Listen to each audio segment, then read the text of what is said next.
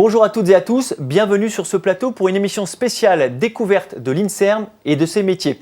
L'INSERM, qu'est-ce que c'est ? C'est l'Institut national de la santé et de la recherche médicale, un acteur majeur de la recherche médicale depuis 50 ans en France. Alors l'INSERM, comment ça fonctionne ? Comment être recruté ? Comment on y travaille ? Vous allez tout savoir, vous allez tout découvrir de l'INSERM. Nous allons répondre à toutes vos questions et bien d'autres encore, avec, pour y répondre, des invités prestigieux qui m'ont rejoint sur ce plateau. Alors évidemment, vous ne les connaissez pas encore, je vais vous les présenter un par un. J'ai d'abord l'honneur de recevoir Claire Giry. Claire Giry, vous êtes directrice générale déléguée de l'INSERM. En quelques mots, en quoi consistent vos missions à l'INSERM ? Alors l'INSERM, c'est la recherche pour la santé. Donc mon rôle à moi, c'est de faire en sorte que l'INSERM tourne bien. La recherche, c'est des laboratoires de recherche, c'est des chercheurs, des ingénieurs, des techniciens. Et j'essaie de faire en sorte qu'on ait les meilleurs possibles pour remplir nos missions de recherche, être au meilleur niveau de la compétition mondiale. Qu'ils aient une administration qui les aide bien et qui fasse tourner ces laboratoires et leurs achats, qu'il y ait les meilleurs équipements possibles dans ces labos, et puis qu'on réponde aux questions que peuvent nous poser nos ministères de tutelle sur comment répondre à tel ou tel enjeu de santé. Alors à vos côtés, Niklas Zetterblad. Alors vous, monsieur, vous êtes ingénieur de recherche à l'INSERM. Vos missions, en quelques mots. Alors effectivement, ingénieur de recherche à l'INSERM depuis 14 ans, mais biologiste de formation.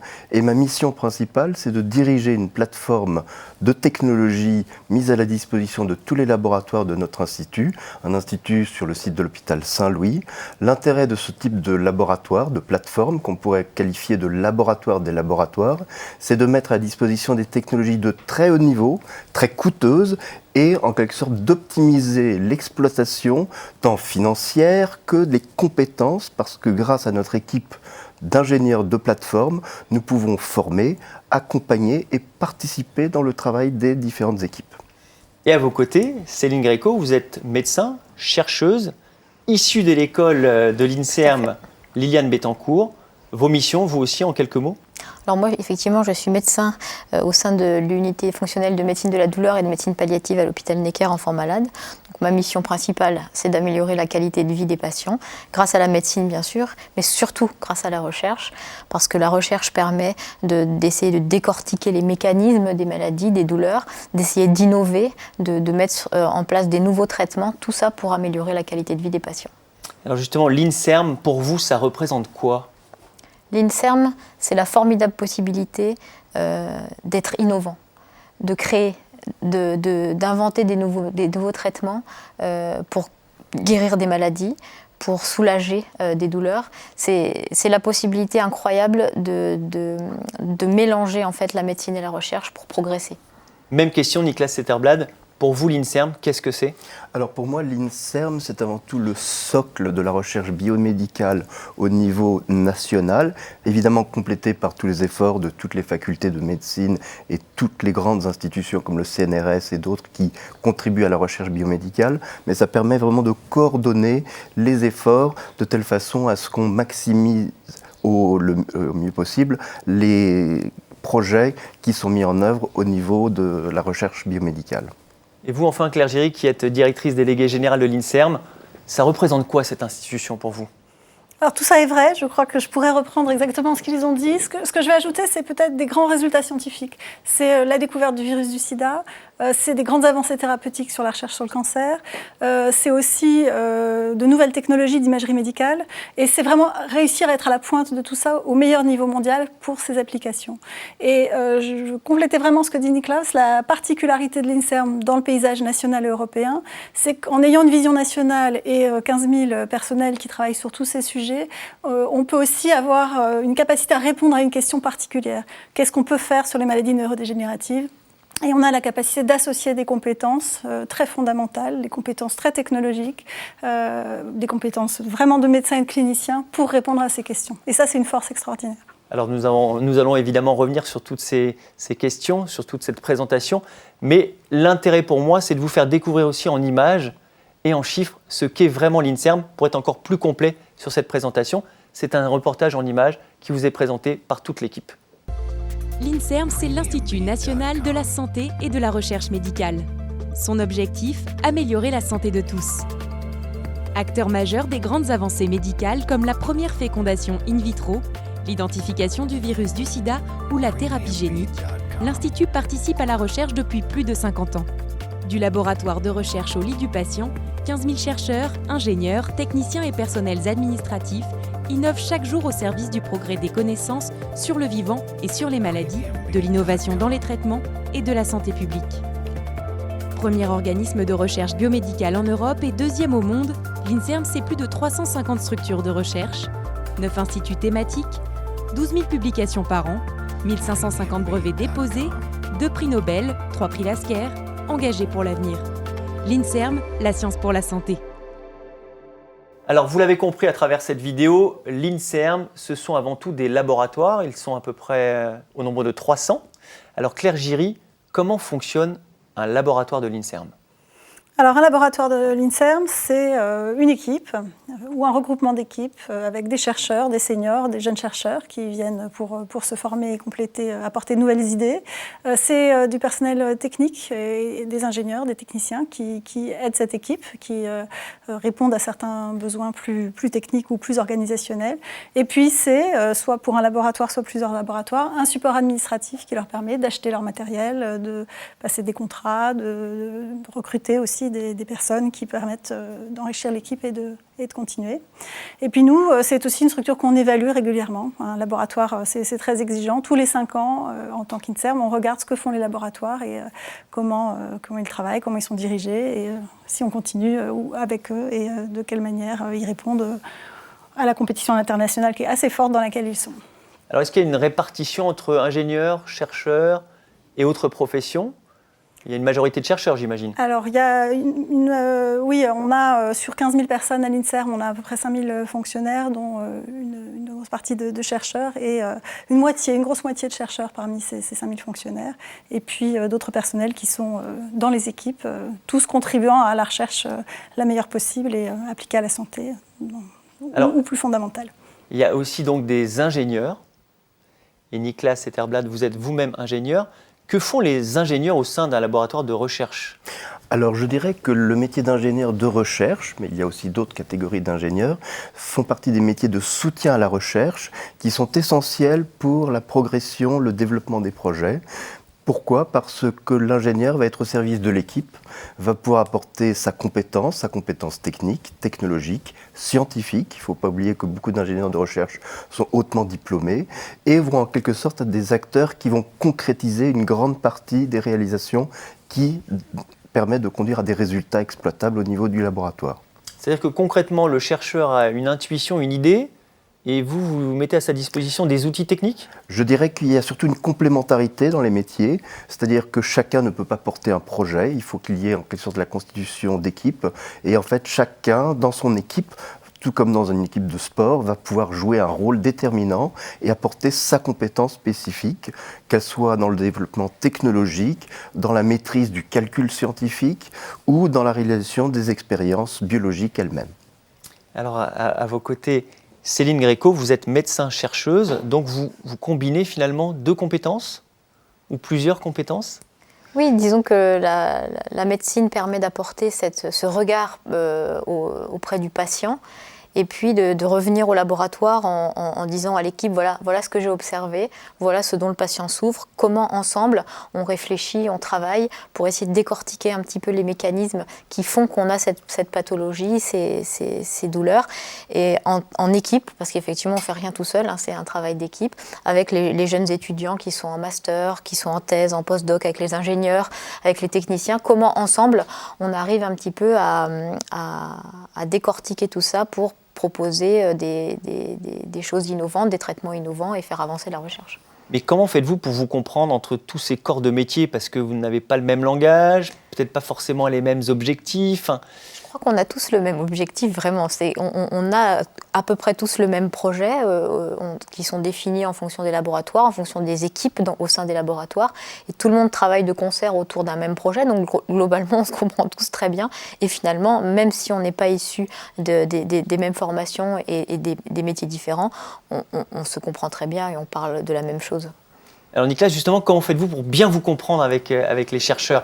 Comment feriez-vous pour bien vous comprendre avec Céline Gréco? Je dirais justement que comme une partie de nos formations sont assez complémentaires, sinon très similaires, je dirais que très naturellement, l'échange se fait au quotidien. C'est un discours qui évolue au cours du temps et qui permet en fait, quand on est dans un laboratoire, de vraiment pouvoir transmettre le savoir. Je pense que de la transmission du savoir vers les jeunes étudiants, à tout niveau de formation, est essentielle et c'est l'essence même, l'énergie d'un laboratoire, c'est vraiment cette force de travailler ensemble. C'est ce travail d'équipe. Alors justement, Claire Giry, la force, c'est le travail de l'équipe. Quel est quand même le secret de la réussite de vos laboratoires? Parce que vous l'avez dit, l'INSERM, c'est des découvertes majeures régulièrement. Comment vous faites pour faire fonctionner tout ça et arriver à des résultats? Alors le secret de l'équipe, certains secrets ont été donnés là à l'instant, mais le secret de l'équipe, c'est se poser les bonnes questions scientifiques, donc avoir les meilleurs chercheurs qui soient dans ce monde international de la recherche, qui voient toutes les réflexions qui sont en cours, toutes les innovations qui sachent en saisir. Et puis c'est savoir, pour une question scientifique donnée, mobiliser les bonnes expertises, avoir les bonnes technologies, les bonnes personnes qui savent faire répondre à ces exigences et faire tourner ces technologies. Et ensuite, il faut que la mayonnaise prenne. C'est beaucoup d'humains quand même, la recherche, c'est vraiment ces équipes, faire en sorte qu'elles travaillent ensemble. Et puis c'est pouvoir mobiliser des chercheurs qui peuvent avoir des visions très fondamentales sur un mécanisme très précis, des médecins qui voient les malades et qui, eux, apportent, comme Céline le fait, un regard vraiment vu de la pratique médicale et de ce quotidien-là. Et puis des technologies, puisque la recherche dans nos domaines est de plus en plus dépendante de technologies de pointe. Nicolas l'a très bien, c'est son métier aussi d'ailleurs, et il a très bien rappelé. Qu'est-ce qui fait qu'on peut aujourd'hui voir mieux dans le corps humain, voir autrement, voir plus vite? Tout ça concourt à une recherche vraiment de haut niveau et à des découvertes importantes. Donc ça veut dire que vous donnez à vos équipes des moyens techniques pour réussir? C'est ça, ça fait partie de mon rôle aussi, de m'assurer qu'ils aient les meilleurs équipements possibles et de trouver les financements pour, parce qu'il ne suffit pas d'avoir l'idée et le besoin d'une machine, il faut aussi pouvoir la financer, et on a des partenaires aussi pour ça. Et c'est vrai que ça fait partie aujourd'hui de ce qui fait qu'une équipe va être dans les meilleurs mondiaux, avoir la capacité à acquérir les meilleures technologies et avoir les meilleures compétences autour d'elle aussi. Alors, un labo, c'est une équipe, vous l'avez dit, avec des compétences différentes, mais aussi des générations différentes. Vous l'avez dit, il y a beaucoup d'étudiants, beaucoup de jeunes. Comment vous faites, vous, pour arriver à vous entendre avec les plus jeunes qui n'ont pas forcément le même regard que vous? Alors je dirais, ça c'est peut-être l'un des côtés les plus positifs de mon quotidien, de travailler au sein d'une plateforme, c'est que je travaille essentiellement avec des jeunes et des jeunes chercheurs, des jeunes étudiants, des jeunes techniciens qui en quelque sorte vont apporter chacun leur savoir, leur enthousiasme et qui vont en quelque sorte être vraiment au cœur de l'activité de recherche de leur laboratoire et du coup apporter cette énergie aussi dans ce laboratoire un peu plus commun, collectif, qui est aussi un lieu de croisement où des liens vont s'établir entre les équipes, des affinités thématiques, des compétences vont être transférées au sein de cette fourmilière qui est une plateforme de recherche mettant à disposition des technologies. Vous qui êtes arrivé récemment au sein de l'INSERM, qu'est-ce qui qualifie l'INSERM par rapport à d'autres laboratoires peut-être que vous auriez pu fréquenter ou approcher et qui vraiment différencie l'INSERM d'autres instituts de recherche? Moi, je suis arrivée à l'INSERM en 2003, du coup, avec l'école de l'INSERM. Et j'ai bénéficié de ce compagnonnage, c'est-à-dire que j'ai appris énormément. On avait 2 ingénieurs de recherche dans notre laboratoire qui sont maintenant partis à la retraite, mais qui m'ont apporté tout leur savoir, qui m'ont fait progresser. J'ai pu rencontrer des chercheurs seniors qui aussi m'ont apporté leur expérience. Et progressivement, ils m'ont appris énormément de choses qu'à mon tour, j'essaye maintenant d'apprendre aux plus jeunes, à ceux qui y arrivent. Mais c'est vraiment un formidable compagnonnage. Alors, il y a beaucoup de métiers, là on vient de parler surtout des ingénieurs, des chercheurs. Vous avez parlé aussi des métiers qui gravitent dans un laboratoire. Est-ce que vous pouvez les décrire un peu mieux et donner des précisions sur ce métier pour que nos téléspectateurs sachent que l'on peut finalement exercer beaucoup de métiers différents au sein de l'INSERM? Il y a énormément de métiers. C'est vrai qu'on a parlé des métiers scientifiques et évidemment c'est aussi la raison d'être de l'INSERM. Il y a les métiers liés à la santé. médecins bien évidemment, mais on a également des personnels qui sont plus dans l'accompagnement du soin. Et puis, en fait, comme toute activité, pour que tout ça tourne, il faut pouvoir acheter du matériel, il faut pouvoir recruter des gens. Donc il y a des personnels qui s'occupent de gérer des contrats, de gérer des achats, qui s'occupent de recrutement et de ressources humaines, de gérer les personnels qui sont ensuite dans nos laboratoires. Donc c'est des métiers qu'on retrouve dans d'autres domaines d'activité, bien sûr, mais qui là sont vraiment mis au service de la recherche et qui du coup contribuent complètement aussi à ces projets. Alors du coup, il n'y a pas de cursus particulier pour entrer à l'INSERM? Alors, les cursus dépendent des métiers, en fait. Dans les cursus de recherche, c'est des études scientifiques qui vont jusqu'à des doctorats ou des masters ou des diplômes d'ingénieurs. Pour des activités techniciens, ça peut démarrer aussi par des études scientifiques qui vont vers les diplômes qui correspondent. Pour les métiers d'administration, finalement, la formation n'est pas très différente. Ce qui compte, c'est ensuite où on fait son stage, par exemple, avec qui on travaille et dans quel univers on se trouve ensuite. Mais le geste technique elle-même, qu'on peut le trouver dans n'importe quel type d'entreprise qui n'a rien à voir avec la recherche. Par contre, l'objet final est la recherche et puis le mode de fonctionnement, sans doute, les équipes, ce qui est décrit et la finalité des recherches qui sont faites, donnent quand même un esprit peut-être un peu différent, enfin on le souhaite en tout cas, à ces fonctions aussi. Donc ça veut dire qu'il y a un état d'esprit INSERM? Oui, alors on y travaille, on pense que c'est très important. La recherche médicale, c'est aussi quelque chose qui est important comme objectif globalement et qui donne un sens un petit peu différent à tous les types de fonctions. Elles concourent toutes, d'une manière ou d'une autre, dans différents métiers, à cet objectif-là qui est, in fine, d'améliorer la santé humaine et de pouvoir contribuer à des avancées, chacun dans son rôle. Alors justement, vous avez même du coup imaginé créer une école qui forme ses propres chercheurs. C'est l'école INSERM Liliane Bettencourt. Pourquoi avoir voulu créer une école ? Alors cette école, elle est très particulière, elle est très très importante pour l'INSERM parce que paradoxalement, on fait de la recherche médicale, mais c'est pas facile d'attirer des médecins vers la recherche médicale parce que leur activité clinique peut les prendre totalement et que le parcours des études médicales est déjà très exigeant, un parcours de formation à la recherche l'est aussi, et faire les deux à un moment donné, dans des âges où on peut avoir envie de faire autre chose aussi à un moment donné que ces études, c'est exigeant. Ça a nécessité, pour l'INSERM c'était vraiment très important, il faut que dans nos équipes de recherche et des médecins, c'est un lien essentiel. Et donc, c'était important d'arriver à accompagner ça, à accompagner la formation de jeunes étudiants en médecine, en sciences, en médecine principalement, vers des thèses de sciences pour qu'ils aient à un moment dans leur parcours cette notion de ce que c'est que la recherche, la réaliser, et puis ensuite faire leur choix d'être médecin uniquement ou chercheur ou de pratiquer les deux. C'est un projet d'école dans lequel la Fondation Liliane Bettencourt nous accompagne depuis de nombreuses années, parce que les études médicales étant longues, c'est important qu'on ait ce regard sur le long terme. Alors justement, cette école est basée en France. À quel endroit précisément ? Alors les étudiants viennent de France entière, on a vraiment un label maintenant de cette école. Les étudiants en médecine, dans différentes facultés de médecine le connaissent, s'inscrivent, sont sélectionnés, c'est assez exigeant, et puis ils se retrouvent à différents temps de leur parcours, dans des stages ou dans des formations qui se passent en région parisienne et à Paris, pour lesquelles on leur apporte des conférences complémentaires, et ensuite ils sont suivis dans leur propre stage. Central, et à quel endroit ? Alors il n'y a pas de lieu physique, c'est plutôt des temps dans l'année, dans leur cursus, où on les réunit, où on leur apporte des compléments d'informations sur la recherche et puis des liens surtout avec des laboratoires de recherche pour qu'ils voient très concrètement comment ça se passe et que ça leur donne envie aussi de s'impliquer dans ces domaines. Alors magnifique coïncidence, Céline Gréco, vous avez fait cette école, l'école INSERM Liliane Bettencourt. Qu'est-ce que vous a apporté cette école et pourquoi l'avoir choisie ?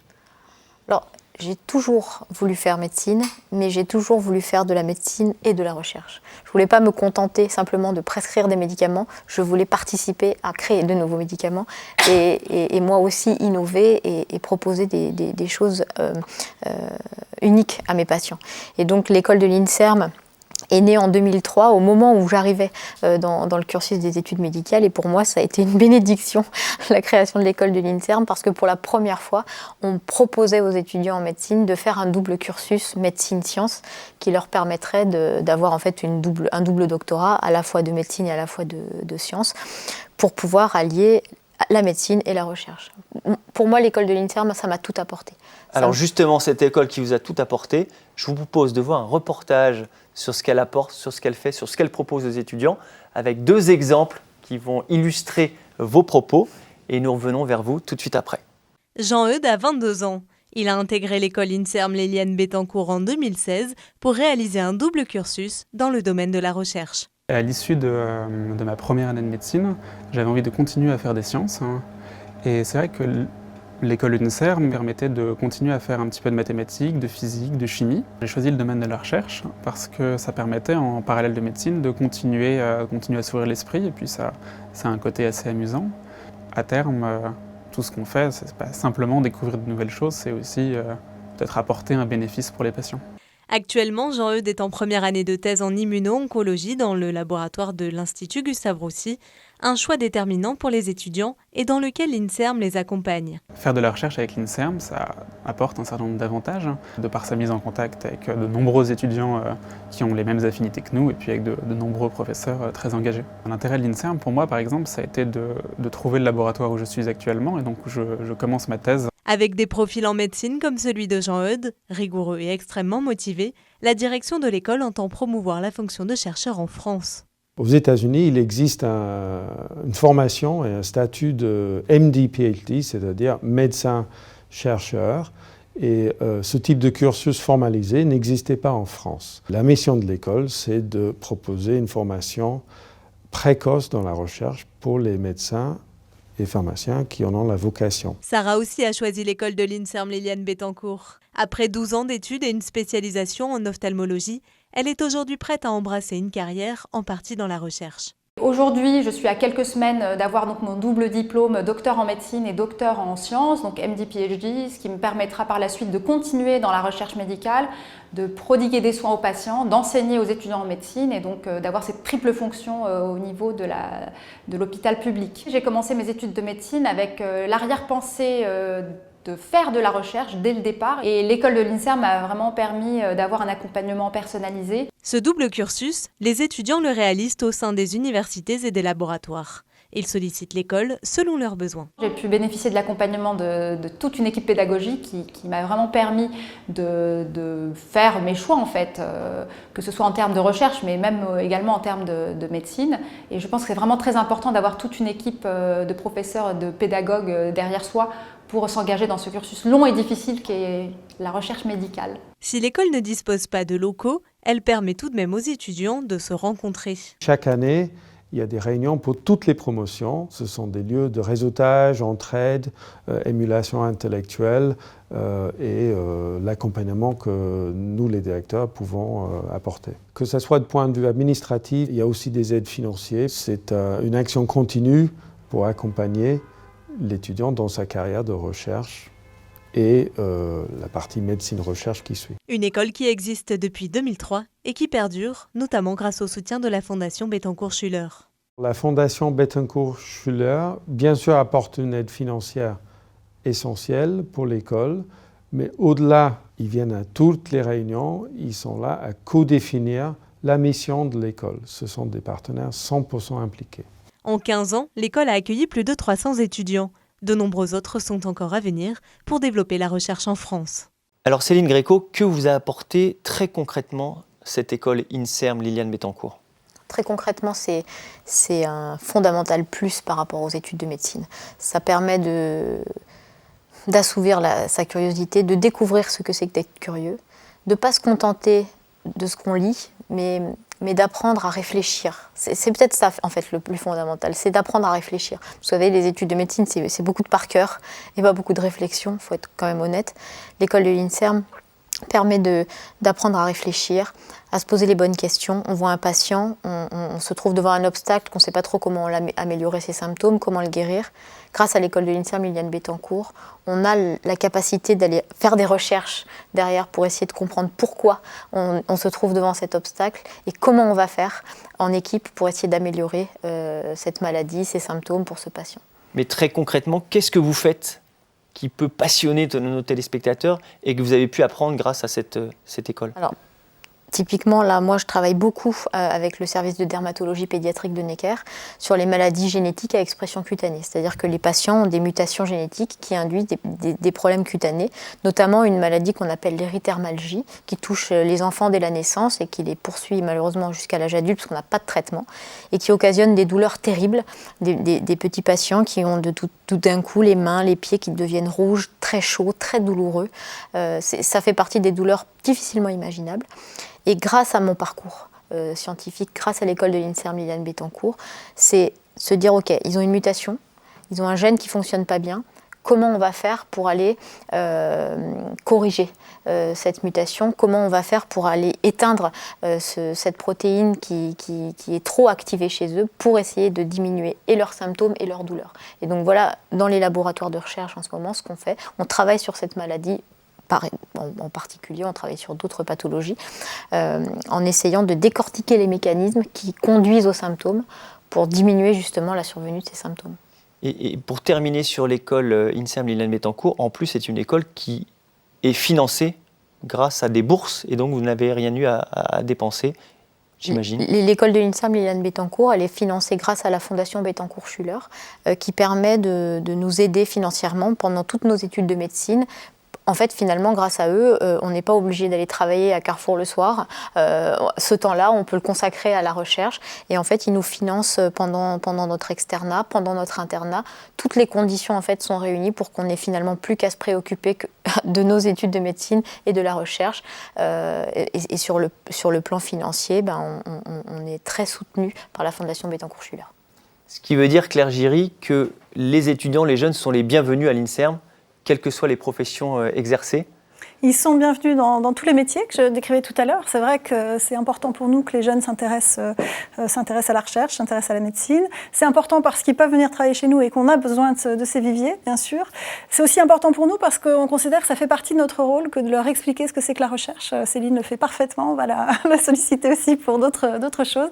C'est important parce que dans nos sociétés, on est confronté à plein de questions scientifiques, médicales ou autres, plein de questions liées aux technologies, à leur utilisation, et qu'avoir un regard sur ce que c'est que la recherche, comment on se questionne, comment on est un peu expert d'un sujet, pourquoi il faut écouter les experts qui apportent un certain éclairage sur les choses, c'est important aussi. Et on considère que c'est dans notre rôle de montrer aussi ça, d'ouvrir nos laboratoires. Pour la fête de la science, on le fait régulièrement. Et on a décidé cette année d'offrir, à partir de cette année et progressivement, des stages pour des collégiens à l'INSERM. En collège, en troisième, on doit faire un stage dans une entreprise ou dans le monde professionnel. Et à l'INSERM, on veut vraiment faire un effort très important pour ouvrir et offrir à terme 1000 places de stage pour des jeunes collégiens qui découvrent ce que c'est que la recherche, la science, et puis qui, dans des collèges, y compris pour lesquels ils n'ont pas accès, des collèges les plus défavorisés, qui puissent vraiment venir dans nos labos et voir ce que c'est concrètement. Alors justement, venir dans un labo, Niklas Zetterblad, les jeunes pourraient venir dans votre labo, qu'est-ce qu'ils découvriraient, et en particulier sur vos recherches à vous? Comment les convaincre que ce que vous faites est passionnant?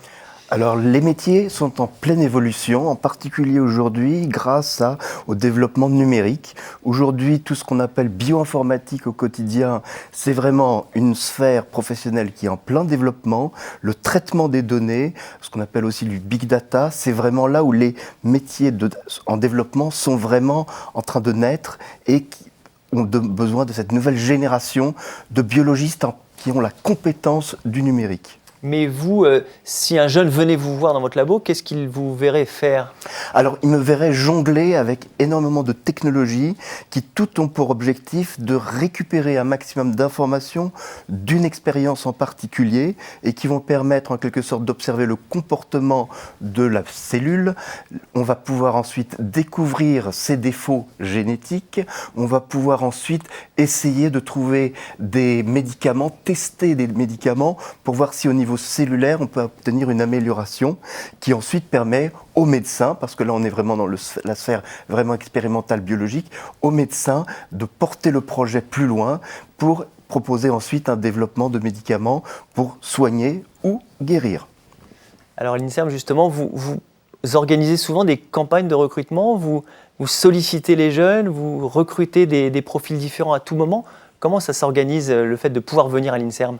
Alors, l'INSERM, c'est un établissement public et donc les salariés qui travaillent sont des fonctionnaires. Donc, on a des concours de la fonction publique pour des fonctions de chercheurs, de directeurs de recherche.